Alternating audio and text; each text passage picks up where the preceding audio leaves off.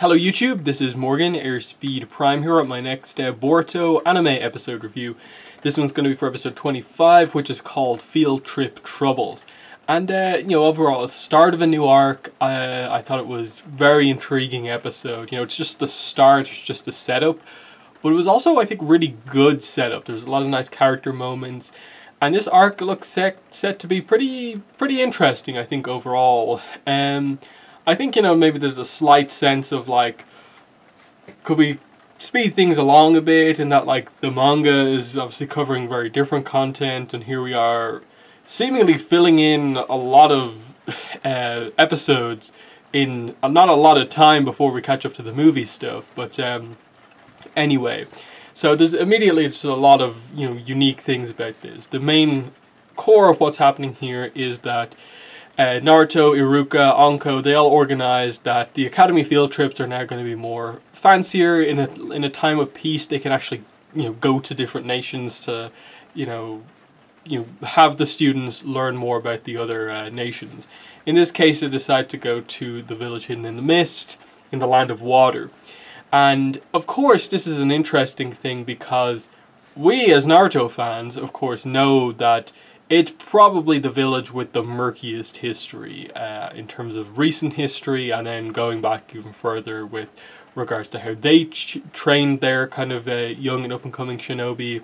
Blood Mist Village, anyone, Zabuza. We know all about the cruelty that happened there.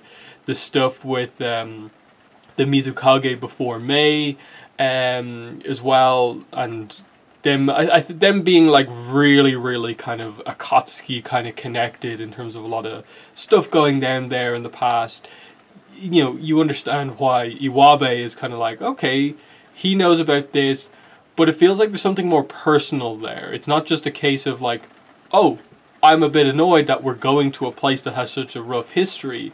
It feels like he personally has issues there and isn't happy being there, because when they're on the cruise, of course, it's a really nice trip. Even when they see the place, I think we as the audience, as well as the kids, they're all really surprised when they see that it's actually not this really rural place that they thought it would be. It's actually one of the more advanced, locations we've seen in Boruto.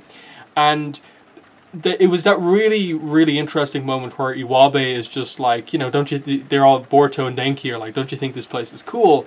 Look at all the new buildings, it's not at all what you're saying it is. And then he's just they're hiding their past. These new buildings hide their past and the kind of murkiness in their history. And it was this moment of just oh, you're right, that is a really interesting kind of way to view this. It's just are they overcompensating for how kind of bad things are by actually now trying to go forward, make everything really nice, when perhaps there maybe is still some of this bad stuff going on. But I just like that, and maybe there was a sense of that with some of the two new kind of antagonist, villain type characters that they introduced. One of them seeming to respect Boruto for standing up when maybe he shouldn't have, against that guy. And, there's a slight sense of, he looks into his eyes and says he's got good eyes. And is that a sense of, is that someone else noticing that Boruto maybe has a hint of a, ocular jutsu power? I'm not entirely sure, but it was a nice little reference, us now knowing that Boruto has, a kind of hidden, eye power that occurs from time to time. Another, I suppose, dynamic within this episode was more towards the start of the episode, when they were choosing the field trip leader from the class. No one wanted to do it, including Sumire, who kind of made her kind of return here. I liked how they did it, in that Boruto was obviously tied up at the front of the room, and Sarada's just yep, I think Boruto should be the leader, and everyone else is just yeah, actually he would make a good leader, he's fun, and they all kind of choose him because of that reason. He usually is the center of attention, and he's a fun person to have for a field trip leader. And then Sarada reveals that, yeah, I made this happen because if you are forced into a position as a leader, that means you can't do a lot of the crazy stuff that you usually do when you go off on your own. And it was this really funny moment. The thumbnail image that I used for this video, just that moment of her being that really mischievous laugh, and then Boruto copying it and like being like, "Why are you doing this to me?" It's just very, very funny. But I like that Boruto immediately kind of got over that and was just kind of like, "Okay, they've chosen me for a reason. I'm gonna live up to their expectations and make this trip as fun as possible for them." And of course, he ends up getting into like potentially the first little bit of trouble, though they very quickly, calm down that situation. But there's a clear sense that potentially this is the darker underbelly of the Mist Village that's still left. That, it was notable that that guy, the kind of leader of those two, did call it, the Blood Mist Village rather than just the village hidden in the mist. So here's someone who obviously is kind of respectful of the old ways. It was kind of a big counter to them, who maybe are more about the old ways, versus Kaguya, who's the new character, the kind of guide on the water, kind of land of water side of things, in terms of guiding them. He seems like to more represent the new generation that's making things different. And because you see a lot of characters with swords as well, and this is obviously the nation, the village that's known for having the 7 ninja swordsmen, there's always the sense of like, okay, is this a ninja swordsman in training, which seems to be the case with Kaguya based on the preview for the next episode.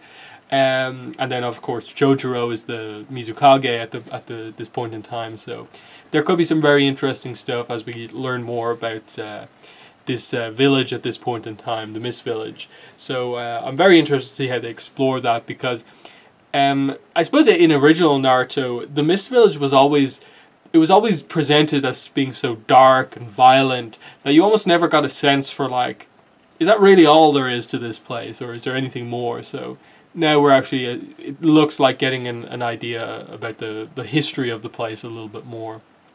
But yeah, the key things, of course, being, yes, whatever's going on with Iwabe. I hope it's something interesting. I hope it's not just a case of like him being like overly cautious or something like that, and it being very, very simple. I think they've presented it well enough that like it is something like more personal to him, where maybe there is some sort of reveal that he has family and he has relations in the village, or something happened to maybe his parents or something like that. That would actually help to make him into a very interesting character. But it overall is a very interesting episode. Small note, but I like Naruto's little involvement in this episode. Just that he's still around, like Iruka still kind of treats him like, calls him sensei. And I like how he still is kind of like Naruto. He's not just, adult, responsible Naruto. He still has these moments of just like, oh no, people have insulted me. I'm like, oh, disappointed. But that was nice to see. And then it kind of set up that moment of Boruto with the, using wind style jutsu, or wanting to learn it. And then him later on asking Mitsuki how he did it.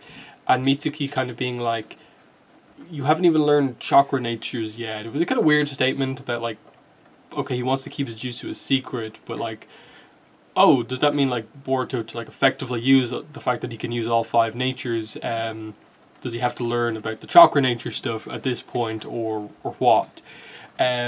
So that's something I'm very interested to see, if that's like a little mini arc over the course of these few episodes of like Boruto coming to master that jutsu and it being like this kind of clutch thing that he gets. Because they made a note like a few times in the episode about it, like Anko saying, we're not even teaching that type of jutsu yet, and the idea that Boruto, just by seeing Mitsuki use it a few times, is able to come up with the hand signs himself and more or less at least make some air happen. He didn't do the full jutsu, but it's clear that he can use wind style jutsu. So I'm very interested to see if there's a big moment of learning for them on this trip, where they actually learn about chakra natures or what. But yeah, overall, a very solid introductory episode to this new arc in the Hidden Mist Village. I also like that they presented a little bit more about some of the lesser known members of the class, a lot of the girls. Like obviously Sumere's kind of back in play, but then they kind of had some of the other girls come into play, just like with like, oh, they like Kaguya here. and stuff like that. Yeah, I think that's all I want to say here about this episode. So in the comments, let me know what your thoughts were on the episode, and thanks for watching, and bye.